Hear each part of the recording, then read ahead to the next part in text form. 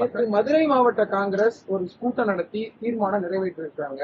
இந்த ஆட்சியின் பங்கு அதிகாரத்தில் பங்கு சொல்லியிருக்காங்க. உங்களோட இது நாலேஜ் வந்துதான் இது நடந்ததா? எனக்கு தெரியாது. எனக்கு தெரியாது சார். எனக்கு தெரியாது சார்.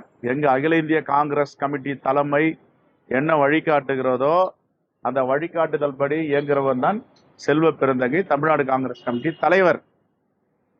அகில இந்திய காங்கிரஸ் கமிட்டி என்ன எங்களுக்கு வழிகாட்டுதல் கடந்த 17ஆம் தேதி சொல்லுச்சு?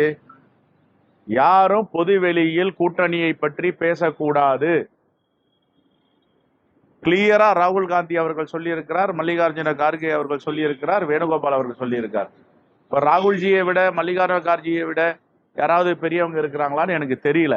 நான் அகில இந்திய காங்கிரஸ் கமிட்டியுடைய வழிகாட்டுதலை மதிப்பவன். அகில இந்திய காங்கிரஸ் கமிட்டி என்ன சொல்லுதோ அது அந்த வழிகாட்டுதல்ல இங்க அரசியல் பயணத்தை தொடர்ந்துட்டு இருக்கும். அதுக்கு மேல யாருன்னா பெரியவங்க இருக்காங்கன்னா எனக்கு தெரியல. நம்பர் 1. நம்பர் 2, 5 நபர் கமிட்டி திரு கிரீஷ் சோடங்கர் தலைமையில நியமித்திருக்கிறார். அந்த கமிட்டி பேச்சுவார்த்தை நடந்து கொண்டு இருக்கிறது. ஓகே, இதுதான்.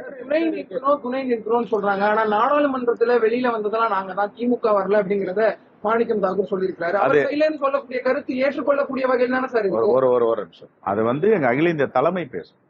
பொதுவெளியில இங்கெல்லாம் பேசக்கூடாது. இது மாதிரி மாணிக்கம் பொதுவெளியில பேசக்கூடாது சார். என்னை பொறுத்த வரைக்கும் யாரும் பொதுவெளியில் பேசக்கூடாது. அகில இந்திய காங்கிரஸ் கமிட்டி தலைமையும் எதான் சொல்லி இருக்காங்க, மாநில தலைமையும் எதான் சொல்றோம். பொதுவெளியில பேசுறதுக்கு என்ன இருக்கு? இவ்வளவு காலம் பேசாம இப்ப தேர்தல் நடக்கும்போது இருக்கு இதெல்லாம் பேசணும். பேசுவதை அவாய்ட் பண்ணணும். ஏற்கனவே அகில இந்திய காங்கிரஸ் கமிட்டி தலைமை ஒரு வழிகாட்டுதலை சொல்லி இருக்கு. பொதுவெளியில் பேசக்கூடாது. எங்க தலைவர் ராகுல் காந்தி அவர்கள் தொடர்ந்து பேசுகிறார்.